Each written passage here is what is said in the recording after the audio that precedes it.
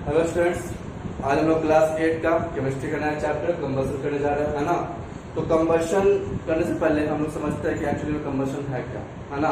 तो कंबशन क्या होता है? जब भी हम किसी चीज को जलाते हैं, इन द प्रेजेंस ऑफ ऑक्सीजन, मतलब किसी एयर में ऑक्सीजन के प्रेजेंस में किसी भी चीज को जलाते हैं, तब क्या होता है? कंबशन होता है। तब क्या होता है? कंबशन। तो व्हाट इज तो जो केमिकल रिएक्शन होता है जिससे लाइट और हीट एनर्जी प्रोड्यूस होता है, the chemical reaction which produces heat and light energy and due to the burning of any substance in the presence of oxygen is called combustion. तो उसको हम लोग क्या बोलेंगे? कंबशन। तो लिख लो कंबशन का definition. The reaction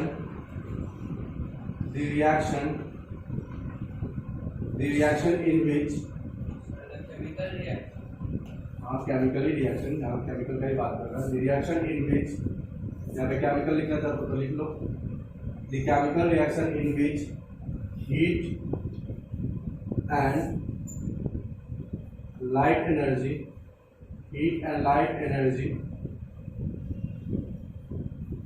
is produced, heat and light energy is produced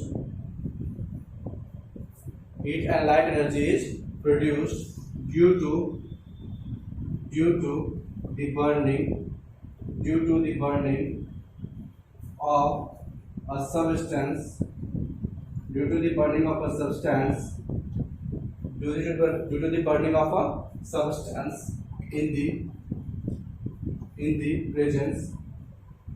in the presence of oxygen is called combustion.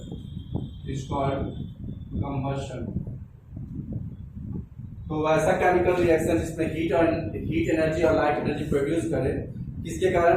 जलने के कारण, due to the burning of any substance, oxygen के प्रेजेंस में। अब जब तक ऑक्सीजन नहीं होगा कोई भी चीज जलेगा ही नहीं। तुम किसी को भी जलाने का कोशिश करोगे, ऑक्सीजन के बिना जलेगा नहीं। जलना मतलब क्या होता है कि जब हम लोग किसी चीज को जलाते हैं, हीट एनर्जी किसी चीज को हम देते हैं, तो ऑक्सीजन के प्रेजेंस में वो बर्निंग करना स्टार्ट करता है, ऑक्सीजन के प्रेजेंस में वो जलना स्टार्ट करता है। अगर ऑक्सीजन नहीं होगा तो कोई चीज दुनिया में जलेगा ही नहीं। समझना? ऑक्सीजन के बिना कोई भी चीज दुनिया में नहीं जलेगा। अब इसको चेक कैसे कर सकते हैं हम लोग? How can we check that for combustion oxygen is necessary? ठीक है, तो इसको पहले उतार लो, उसके बाद देखो ऑक्सीजन से कोई भी चीज चलेगा या नहीं चलेगा, उसको तुम लोग अपने घर में भी चेक कर सकते हो, है ना। क्या करना है? कुछ नहीं करना है, बस एक मोमबत्ती ले लेना है, ठीक है। एक मोमबत्ती ले लेना, उसको जला देना, वो जलते रहेगा। अब ये जलता हुआ मोमबत्ती में कुछ नहीं करना है, एक ग्लास को पुट कर देना। क्या देना? एक ग्लास, इसके नीचे ऊपर से ग्लास को रख देना। अब ग्लास शीशा ग्लास रखना ताकि दिखे, है ना। अब ग्लास देखोगे मोमबत्ती जल रहा है। कुछ देर के बाद क्या होगा? कुछ देर के बाद देखोगे ये मोमबत्ती जलना बंद कर दिया, ठीक है। कुछ देर के बाद ये मोमबत्ती जलना बंद कर देगा। क्यों ऐसा क्या हुआ कि मोमबत्ती जलना बंद कर देगा? क्योंकि जब तक हम ग्लास इसके अंदर रखे, इसके ऊपर से ग्लास रखे, तो कुछ ऑक्सीजन ग्लास के अंदर था। तो जब तक ऑक्सीजन था उतना ऑक्सीजन इसके साथ रिएक्ट करके जला। ऊपर से भी बंद है। हाँ, ऊपर से ही बंद है और ग्लास चारों तरफ से बंद है। तो जब तक इसको ऑक्सीजन, जब ग्लास के अंदर में ऑक्सीजन बचा हुआ था एयर में, वो ऑक्सीजन जब तक मिला तब तक ये जला। लेकिन जैसे ही पूरा ऑक्सीजन इसके साथ रिएक्ट कर गया, जल गया, तो उसके बाद जब ऑक्सीजन इसको कहीं से नहीं मिल रहा तो ये क्या हो गया? बुझ जाता है। जब भी किसी आदमी को आग लगता है तो क्या करते हैं हम लोग? बोरा या किसी चीज से लपेटते हो ना उसको, क्यों लपेटते हैं? ताकि उसको लपेटने के बाद ऑक्सीजन का जो सप्लाई है उसके बॉडी पे वो रुक जाए, एटमॉस्फेयर का ऑक्सीजन उसके बॉडी तक ना पहुंचे। ऑक्सीजन नहीं पहुंचेगा तो ऑटोमेटिकली जो जल रहा है वो बुझ जाएगा। समझाया? इवन तुम फायर एक्सटिंग्विशर देखे होगे, फायर एक्सटिंग्विशर के अंदर में क्या होता है? Carbon dioxide. तो जब भी जहाँ पे आग लगता है वहाँ फायर, वो रेड कलर का फायर एक्सटिंग्विशर तुम्हारे स्कूल में भी होगा, तो वो जब भी वहाँ पे देखोगे जहाँ पे आग लगता है वहाँ पे उसका स्प्रे करते हैं। जो स्प्रे में क्या होता है? कार्बन डाइऑक्साइड जहाँ भी उसको स्प्रे करोगे उसके ऊपर में एक कार्बन डाइऑक्साइड का लेयर बन जाएगा, और लेयर बनने के बाद उसमें फिर ऑक्सीजन को अंदर नहीं जाने देगा। कार्बन डाइऑक्साइड का लेयर बनने के बाद उसके अंदर में ऑक्सीजन को नहीं जाने देगा। ऑक्सीजन नहीं जाने के बाद आग अपने आप बुझ जाता है। समझ में आया? इसीलिए हम लोग बोलते हैं कंबसन बिना ऑक्सीजन का पॉसिबल नहीं है। क्लियर है? हाँ, तो अगर एक क्वेश्चन लिखो, इसका आंसर खुद से लिख लेना। वो इतना सारा एक्टिविटी बताया, उसमें से कोई भी एक एक्टिविटी अपने आप से एक्सप्लेन कर दोगे। राइट एन एक्टिविटी, अगर पानी से बुझाते हैं तो क्यों मतलब उसका मांगे write an activity, write an activity to prove, write an activity to prove, write an activity, write an activity to prove that oxygen is necessary, oxygen is needed for combustion, oxygen is needed for combustion।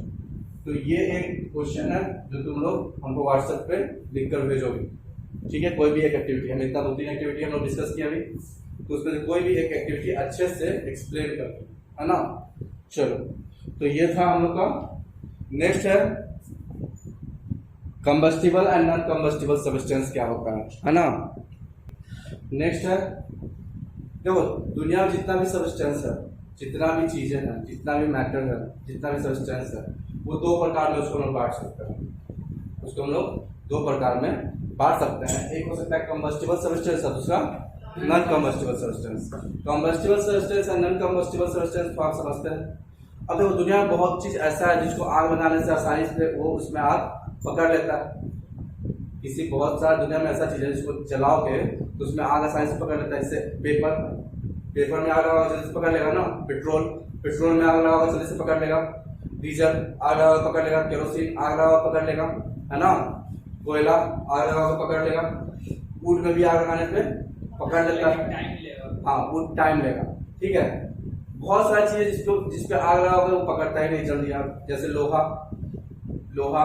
मिट्टी, क्या और भी कोई बहुत सारा metal है जिसमें आग लगाने पे वो जल्दी से आग नहीं पकड़ता है ना।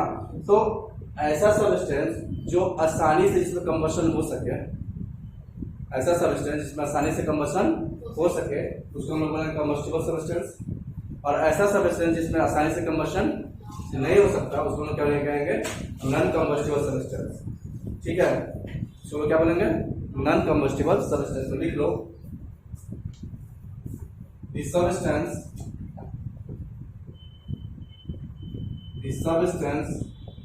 in which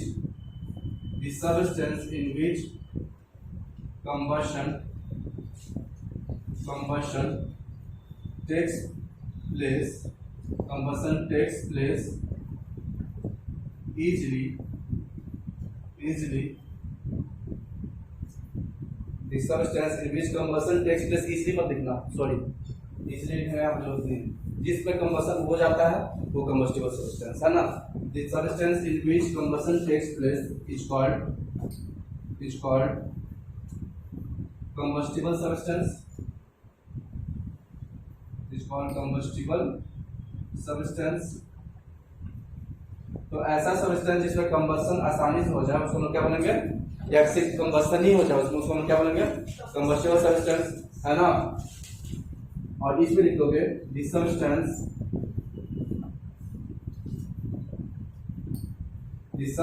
in which combustion result takes place easily is called non-combustible substance।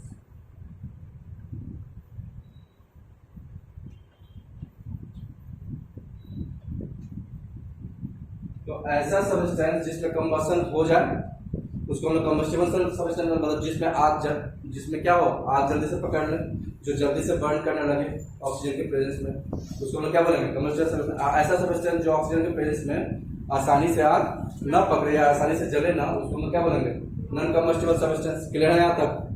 ठीक है, तो जल्दी से इसको उतारो तो।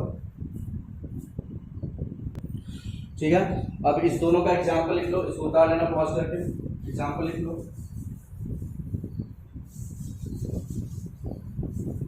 ध्यान दो, एग्जाम्पल कंबस्टिबल सब्सटेंस में एग्जाम्पल पेपर, पेपर आसानी से जल जाता है। वुड, लकड़ियां भी हम लोग जला के खाना बनाते हैं गाँव में, है ना। कोल, पेट्रोल, पेट्रोल, केरोसिन, केरोसिन, ठीक है, केरोसिन, और भी बहुत सारी चीज है। और जैसे एग्जाम्पल, और एग्जाम्पल दो। हाँ, क्लोथ्स, क्लोथ में हर एक टाइप का क्लोथ्स नहीं हम ले सकते हैं, है ना, लेकिन चलो क्लोथ ले सकते हैं। फिर उसके बाद डीजल ले सकते हैं। और एग्जाम्पल, इसको गोबर का जो हम लोग गाँव में बनाते हैं उसको क्या बोलते हैं, गोईठा, उसको इंग्लिश में क्या कहते हैं, cow dung cake, cow dung cake, तो उसको हम लोग कर सकते हैं काउ डंग केक, ठीक है। तो ये हो गया तुम्हारा क्या, combustible substance. Non combustible substance में क्या क्या आएगा, आयरन, जैसे स्टोन, ग्लास, आयरन, कुछ भी लिख लो एग्जाम्पल, स्टोन पत्थर, ग्लास, आयरन, सैंड, आयरन तो मेटल ही बनाएगा। कहाँ बोले कि मेटल नहीं हो सकता है, प्लास्टिक में होता है, तो ये हो सकता है। चलो जल्दी जल्दी, बहुत सारा चीज है, ठीक है, अपना लिखते रहना, ठीक है। सैंड, सॉइल, सीमेंट सब लिख दो। आना घर में देखो किस किस में आग लगता है, सबको चला कर देखना, जिसमें आग लगता है वो कंबस्टिबल, जिसमें आग लगता है वो नॉन कंबस्टिबल, ठीक है, मत देखना, पता चला सब। नेक्स्ट टॉपिक है हम लोग का कंडीशंस फॉर कंबशन। कंबशन होने के लिए, जलने के लिए क्या क्या चीज का जरूरत है। देखो, तीन चीज होता है कंडीशन फॉर कंबशन में, अगर तीनों में से एक भी चीज ना हुआ तो आग नहीं लगेगा। तीनों में से एक भी चीज अगर नहीं हुआ तो आग नहीं लगेगा। सबसे पहला है कंडीशन फॉर कंबशन में एयर, एयर में खासकर ऑक्सीजन, ठीक है। सबसे पहला रिक्वायरमेंट क्या है हम लोग के लिए, ऑक्सीजन होना चाहिए। सबसे पहले क्या होना चाहिए, ऑक्सीजन होना चाहिए। दूसरा रिक्वायरमेंट है इग्निशन टेम्परेचर। हम इस पे आते हैं, ये क्या है, इग्निशन टेम्परेचर, इग्निशन टेम्परेचर। दूसरा क्या है, इग्निशन टेम्परेचर। और तीसरा तुम्हारा है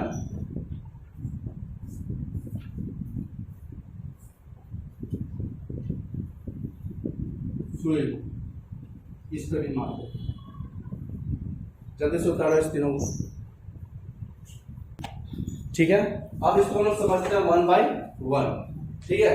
अब कंडीशन फॉर कंबशन में सबसे पहले हमें चाहिए एयर। इतना भी डिस्कशन किए हम लोग, एक दो एक्टिविटी भी डिस्कस किए कि कैसे ऑक्सीजन के बिना कंबशन पॉसिबल नहीं है, है ना। तो ऑक्सीजन तो बिल्कुल जरूरी है। For any combustion to take place oxygen is necessary. बिना ऑक्सीजन, क्योंकि रिएक्शन होता है तभी कंबशन होता है। किसके बीच में रिएक्शन होता है, कंबस्टिबल सब्सटेंस और ऑक्सीजन के बीच में। अब जिसके बीच में रिएक्शन होकर आग लगता है वही चीज नहीं होगा तो रिएक्शन तब आग लगेगा क्या। अगर कोई चीज करना है तो जिसके कारण हो रहा है उसको रहना तो जरूरी है ना। और रिएक्शन किसके कारण हो रहा है, ऑक्सीजन के कारण, तो ऑक्सीजन का तो नेसेसरी है कि रहना ही रहना है। दूसरा इग्निशन टेम्परेचर। इग्निशन टेम्परेचर क्या होता है, देखो कोई भी बॉडी को जलने के लिए, जैसे फॉर एग्जांपल एक पेपर ले लो, ठीक है, एक क्या ले लो, पेपर और एक लकड़ी। एक पेपर एक लकड़ी दोनों को जलाना, एक मैच स्टिक ले लो, मैच स्टिक से जलाओ पेपर को, और थोड़ा मोटा लकड़ी को वही मैच स्टिक से जलाओ। क्या मैच, क्या कौन जलेगा कौन नहीं जलेगा, पेपर जल जाएगा लेकिन वो वुड नहीं जलेगा, वो लकड़ी नहीं जलेगा उस मैच स्टिक से। क्यों, क्योंकि पेपर का सबसे कम टेम्परेचर जो पेपर को चाहिए था जलने के लिए उसको कम है, वो हम लोग का मैच स्टिक पे आसानी से उसको दे दिया। लेकिन वो जो मोटा सा लकड़ी है उसको जलाने के लिए उसको और ज्यादा टेम्परेचर चाहिए था। तो जो सबसे कम टेम्परेचर किसी भी ऑब्जेक्ट को जलाने के लिए जो चाहिए होता है उसी को हम लोग क्या बोलते हैं, इग्निशन टेम्परेचर। दुनिया में जितना भी ऑब्जेक्ट है सबका अपना एक इग्निशन टेम्परेचर होता है, चाहे वो हम हो, ये बुक हो, या टेबल हो, या कुर्सी हो, हर एक चीज दुनिया में जल सकता है। दुनिया में जितना भी चीज है हर एक चीज जल सकता है किसी न किसी टेम्परेचर पे, और जो सबसे कम टेम्परेचर है जिसमें कोई भी चीज जल सकता है वो उस चीज का इग्निशन टेम्परेचर होता है। वो उस चीज का, जैसे पेपर का इग्निशन टेम्परेचर कम होता है तो वो थोड़ा सा भी आग में जल जाता है। आयरन का इग्निशन टेम्परेचर बहुत ज्यादा होता है, लोहा का इग्निशन टेम्परेचर बहुत ज्यादा होता है, इसलिए उसको जलाने के लिए बहुत ज्यादा हीट एनर्जी चाहिए, बहुत ज्यादा गर्मी चाहिए, बहुत ज्यादा टेम्परेचर चाहिए। समझ में आया? तो इग्निशन टेम्परेचर क्या होता है? सबसे कम टेम्परेचर जिसमें कोई भी ऑब्जेक्ट जलना स्टार्ट करता है तो वो उस ऑब्जेक्ट का इग्निशन टेम्परेचर होगा। समझ में आ गया सबको? तो इग्निशन टेम्परेचर में लिख लो थोड़ा, इसके अंदर लिख लो, ठीक है? इग्निशन टेम्परेचर के अंदर थोड़ा लिख लो, what is ignition temperature? The temperature, the minimum temperature, the minimum temperature, the minimum temperature required, the minimum temperature required by an object, the minimum temperature required by an object to burn or for combustion to take place, or for combustion to take place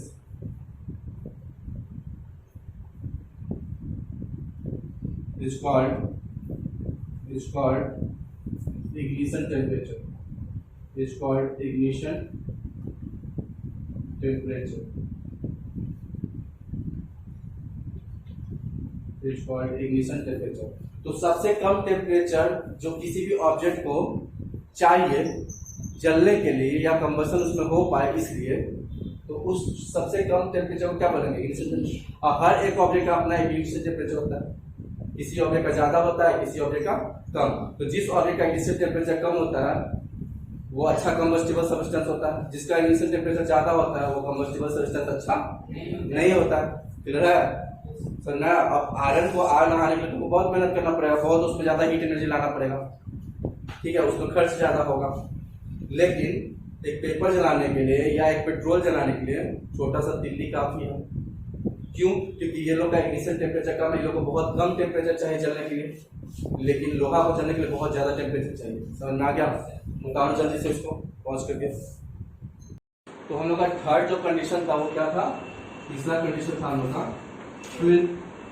fuel, तो fuel क्या होता है? पहले हम समझते हैं fuel होता क्या है। फ्यूल भी कंबस्टिबल सब्सटेंस को हम लोग फ्यूल बोलते हैं, लेकिन वैसा कंबस्टिबल सब्सटेंस जो हम लोग को डोमेस्टिक या इंडस्ट्रियल पर्पज के लिए यूजफुल हो, जिसको हम लोग यूज करते हैं डोमेस्टिक या इंडस्ट्रियल पर्पज के लिए। जैसे डोमेस्टिक की बात करें तो घर में जो हम लोग यूज करते हैं, जैसे एलपीजी खाना बनाने के लिए, ये फ्यूल है। ऊट लकड़ी, गांव देहात में लकड़ी पे भी खाना बनता है, फ्यूल है। कोयला पे भी खाना बनता है तो कोयला भी फ्यूल है ना? फिर तुम्हारा ये काउडंग केक, मतलब जो गोबर का वो बनता है, क्या बोलते हैं उसको? गोईठा भी तुम्हारा क्या फ्यूल है, क्योंकि उस पर भी खाना बनाते हैं, उसको भी हम लोग डोमेस्टिक पर्पज के लिए यूज करते हैं। इंडस्ट्रियल पर्पज के लिए जैसे पेट्रोल ट्रांसपोर्टेशन के लिए हम लोग यूज करते हैं, डीजल ट्रांसपोर्टेशन के लिए यूज करते हैं, या बहुत सारा जगह मशीन चलाने के लिए हम लोग पेट्रोल डीजल का इंडस्ट्री में यूज करते हैं, है ना? केरोसिन का यूज करते हैं आग जलाने के लिए, लाइट अप के लिए। बहुत सारे गांव में लालटेन में केरोसिन यूज होता था, अभी पता नहीं हो रहा है नहीं, लेकिन हम लोग के समय में 5 से 10 साल पहले होता था। हाँ, इसीलिए लालटेन छाप भी है आज बिहार में, ठीक है? तो चलो फ्यूल, व्हाट इज फ्यूल? तो लिखो those combustible substance, those combustible substances that are used for domestic as well as domestic or industrial purposes.